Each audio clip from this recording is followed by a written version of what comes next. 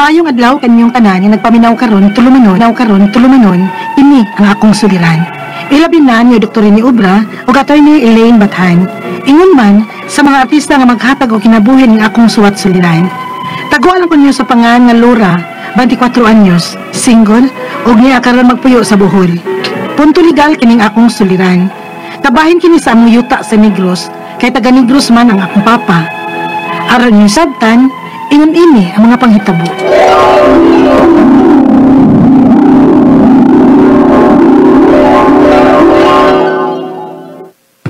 Ma, ngayon na si Papa?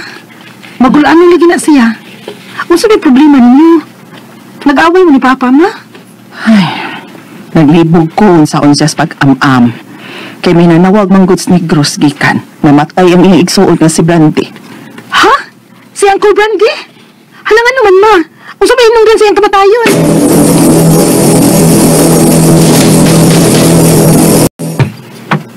Mamauli ko nata sa Negros. Ang mamauli ka pa. Pero kinahanglan kita mo pauli kay igsuon ba yan na nimo mamatay? Iluwasan lagi tag-iplite. Dili pa masagod ron ting abang sa atong bahay sa Negros. Di isang takahangyo sa akong igagaw dito nga si Jojo nga mauuntay tubig-tubigan sa among kaliwat. Kay daghan ako og huwam adto. Tungod kay siya ang ako kadaganan kung may bayranan ka sa imong eskwelahan, Lola. Pa, Aso sab kaayo huwam si Jojo. 10% matag buwan ang tubo. Negosyante manggod.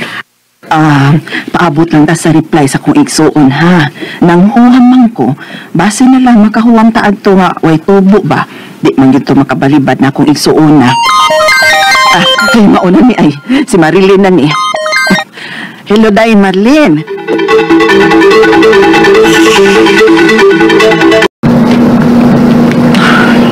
Sakay na kita anong barko pa doon sa Negros ra. og si Papa maay, waiting tingog. Napasagdi na lang na siya sa. Ibaw ko nga daghan na gihuna-una. Wa naman ko uli-uli sa ila sa Negros. Wa naman sila makabanding anang namatay niyang igsuon. Ay, ingon di ay ni anak taguol ko ng matyang tag-igsuon. Mudunggo naman din yung barko sa Negros.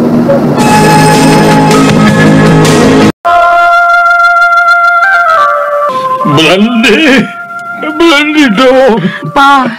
Paayag palabi. High blood sa baya ka. Ang imong dugo in taon pa. Man nagtaon na magkasulti, do. Masahilo ako, Blandi. Maayo kay nakauligin mo ni Sidwick. May pakisutihan niya sab ko ninyo ba sa inyo ta. Sa?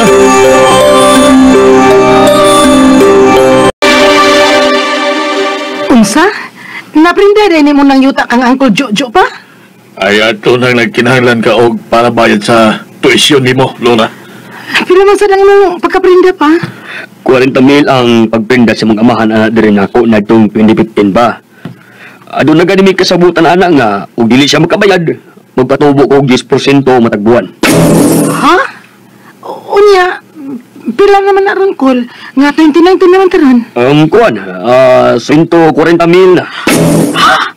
140,000 na? Nasyak ko sa gidakon na sa among utang sa akong uyuan. Gumikan sa pagprinda ni Papa sa among yuta ngadto niya. 40,000 lang ang pagkaprinda unta niya atong 2015. Paguli na mo dito sa 2019 pagkamatay sa usa ka igsoon ni Papa, 140,000 na kuno ang 40,000 lang. Tungod kay gitubuan kini og nga giprinda ba di ang Papa ang among yuta. Maurang baya na kabili na mo sa akong Papa. Kay maurang ni Papa. Di na ko pahangyo. Kay dugay na nakong gihatagan og lugway kini si Cedric. Kay gamiton man bayaon ta nako ng kwartaha para sa negosyo namo. Wa ba manggod tahon maka human og eskwela ang akong mga anak gawjo. Wa nga apiki pagid taon mi. Col, ani na lang.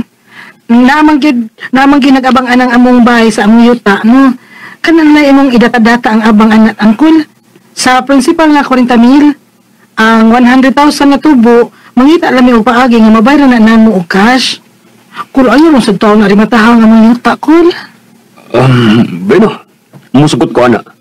Apan ang 100K, dili ko gusto nga data-datahan ha. Bulto nga 100,000 ang akong gusto. Ha?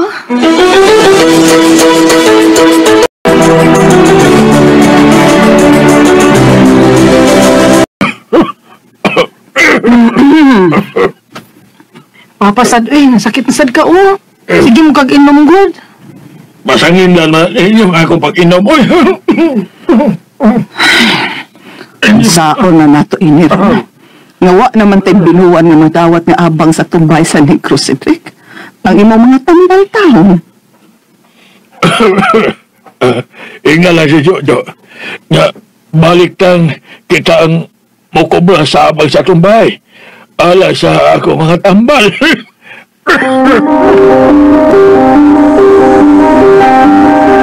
Ay, unsaon ni nako nga dili marimate ang among bahay o yuta sa Negros.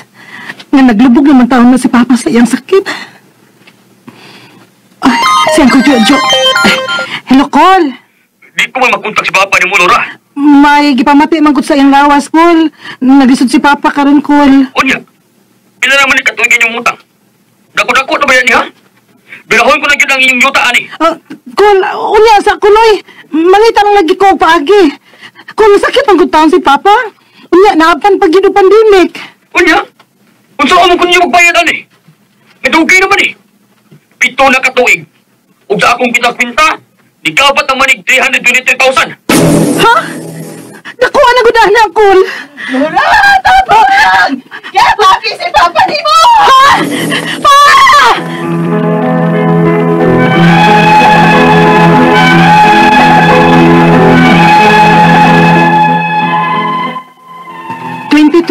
namatay ang akong papa kay giatake. Og pabayran na gyud ni Uncle Jojo ang among utang nga ang among mabayran 323,000 na kuno kay pito na katuig nga wa na mo mabayri ang among utang. Dili gyud mo sugot ang igagaw ni papa nga among datadatahan ang among utang. Og naa niya ang among titulo sa yuta. Ang akong mga pangutana mao kining mosunod. Unang pangutana, valid ba ang ipirmahan og agreement ng Papa og ni Uncle Jojo nga may interest nga 10% matagbuan ang giutang nga kwarta ni Papa niya? Nga wa man ni notaryo sa abogado? Legal ba ni? Ikaduhang pangutana, naabay katungod si Uncle Jojo nga mao'y maggunit sa titulo sa yuta ni Papa kay wa pa man namo sila mabayri sa among utang? Ikatulong pangutana, 2015 pa kining utang ni Papa sa hig-agaw nga si Uncle Jojo. 40,000 lang ang principal ani o giabot na kuno karon og 323,000 kapito na katuig nga may tubo nga 10% matagbuan. Makatarunganon bagod ni nga pagpatubo og kwarta? Ikaupat nga pangutana, gusto man gyud si Uncle Jojo nga full payment ang iyang madawat namo, pero wa man mi kwarta nga ingon anak kadako ron. Dili man siya misugot og installment. May katungod ba sila ang ilang desisyon ang matuman? Ikalima og katapusang pangutana, kung saan man mo pagkahibaw sa value per square meter sa among yuta. Dili ta mi gusto og samok. Pero, unsa man ang aksyon nga amin na buhaton para makuha na mo ang titulo sa yuta ni Papa. Palihog, tabangi og tambagi ko. Kini ang akong suliran, Nora.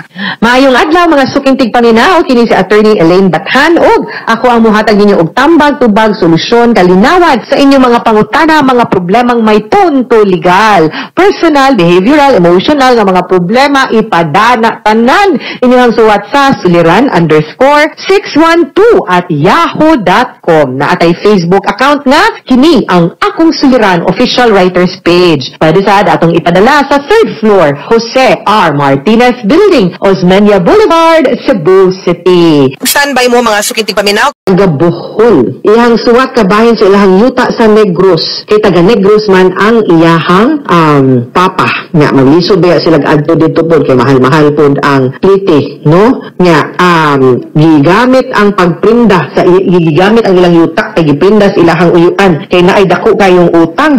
Unya, 40,000 ang pagkaprinda pag 2015, pag uli nila 2019 kay namatay ang usa ka igsuon ni Papa ning abot nag 140 sobra pas doble, no?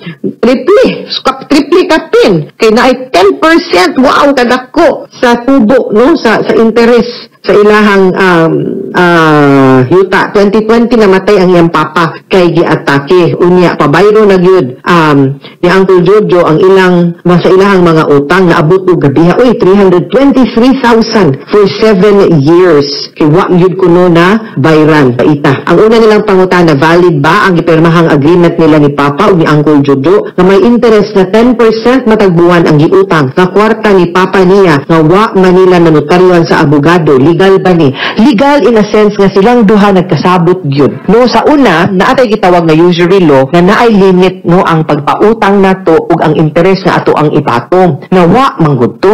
Therefore, ang ilang manggong definition sa kontrata, pwede gid mong magsabot-sabot duha basta dili illegal, dili supaks balaod, dili supaks mainggawi, no? Ang kanang mga kasabutan nga inyuhang magahisgutan ug matanduan, no? Unya ang kaning wa na may usury law. So meaning to say, basta nagkasabot mo kung pila ang interest, ikaw nitugot ka nga mo ni ang iyang interest na ipatong anang imong utang, di siya illegal, allowed na siya. Mao na ang problema nato dinha. Nga sa panahon nga nangutang mo, nakasabot mo nga 10% ang inyuhang obligasyon, aside og tulubagon, aside sa principal nga utang ninyo. So legal gid siya even if wa siya notaryo.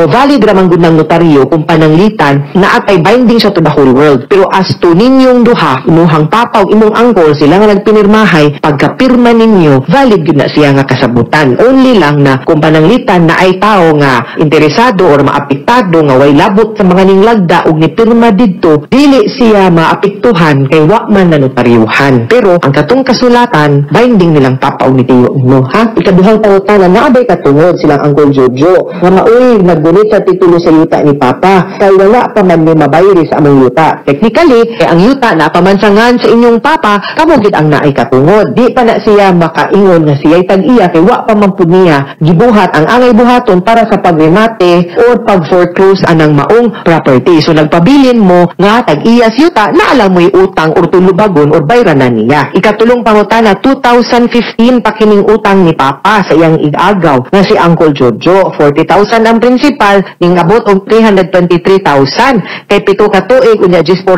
kada buwan. Makatarunganon, una sa tanan, dili, good yung dakua sa tinud-anay lang. Dakuan kay kuno, unya, siguro katong panahon na, medyo gipit, kay kaning nagkinahanglan tag kwarta, di mo tando o mo dawat na lang ta. No, kay need man nato atong panahon na. Kaso lang, ako atiyo manggod po din mo. Ang ako aba nga, kasabot po ko siguro nga kwarta man po niya, mas nitubo ni iyang nagamit lain, okay, correct. Pero, kung maski pag-ado na nato ibutang sa bangko, dili po ingon anak kadako po ang tubo. Grabe ra po na nga, pagpahimos po sa usa ka kadugo, no? Kapamilya man na nato. Ngano di man pwede madag sabot-sabot lang urhangyo, no? Basin pwede na ninyo suryahan nga tiyo. Di man mo ingon nga tiwayon lang po ang katong tubo o unsa, pero mahimo ba nga yun lang po hilabihan ka, ani kadako po nga maglisod na po magbayad o lukat po sa yuta. No, basin pwede kilay kaya ninyo nga madadatahan ninyo kay di man po pwede tiwayon kay klaro man po nga nagamit mo nang huwam mo ihapon kwarta, wa na problema dihang dapita. Ang ako ang punto is that kinahanglan kita sad, mubayad ta, maghangyo lang ta. Kung pila po'y kaya. Kay total kadugo, manibasin pa ding madaghangyo. Okay, gusto ko na siyang uncle, kaupat nga pautana, i-full payment. Pero why kwarta? Di siya masugot installment. May katungod ba siya, decision ang matuman utang man na, no? So, mulang nanggipit din siya. Siguro kay mas interesado siya sa yuta. Ako basin pwedeng mahuwam na lang muslain kaha. Pila may kantidad po anang yuta or di gani o hiha na lang mo maadto na lang mo sa bangko o bangko sa korte nga adto na nini kung say nang bayad kay dili siya mo dawat ang korte lang say padawata ani o sana adiri no unya para ma-relieve mo of the liability no. Ikalima nga pangutana unsa man na mo pagkahibaw sa among yuta dili kami gusto og samok pero unsa man ang aksyon nga among buhaton para makuha na mo ang titulo sa yuta ni Papa. Now wa kay dokumentong ipakita ako isang i-explain ha. Ang dokumento ani no una ang loan agreement, no? Nga nakay utang na 40,000 mo ni tubo. Muna siya ikaduha or pwede giusa ni nga dokumento, no? Kanang real estate mortgage.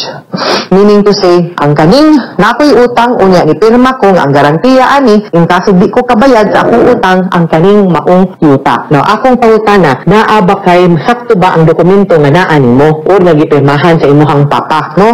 Or loan agreement ra unya walay real estate mortgage katungod nga magkupot sa imuhang yuta. Duha gyud na ha real estate mortgage. So, I think kinahanglan sa gid ka mo duol og abogado magtatambag lang sa ka kung unsa gyud ipakita ang dokumento nga naa ninyo. Nganong kinahanglan man kay para makahibaw tag sakto kung unsa gyud ang extent sa katungod sa imuhang tiyo nga mokupot sa titulo o nga mo embargo or mo remate sa inyong yuta. The only way nga ma-embargo or ma-hold niya ang yuta is kung naa ng real estate mortgage. Kay kung wa na siya, ordinaryo ra na siya nga kontrata sa pagpangutang or pagloan. Nga, dili niya pwedeng magamit ang yuta, no? So, pwede pa ka din na i-release ang title. Pero, mubayad yung gihapon po mo sa utang niya. Pero at least, kibawta, ug unsa dapita, ug unsa pa na ito pag-atake ng inyuhang problema, no? I think better nga mo konsulta lang mag-abogado, dili na sa sarili nga mo hire na mo para matambagan mo og klaro base sa dokumento nga naa ninyo, no? Pero kung naagi real estate mortgage, ang kana, kinahanglan dito mangitag paagi para mabayaran, masunyahan, madaog hangyo ang inyong tiyo kung unsaon pagbayad, uno o paglukat ang kanang maong yuta. Ha? Mga suking tigpaminaw, hinaot unta nga naamoy nakutlo na pagtulunan karong adlaw. Kini si Attorney Elaine Bathan, daghan kayong salamat sa inyong pagpaminaw sa atong tulumanon hangtod sa sugod nga sugilanon. Dinhiga po sa to ang programa kini ang akong suliran gikan sa RMN Production Center, Radyo Nationwide. Tatak RMN, daghang salamat og maayong adlaw.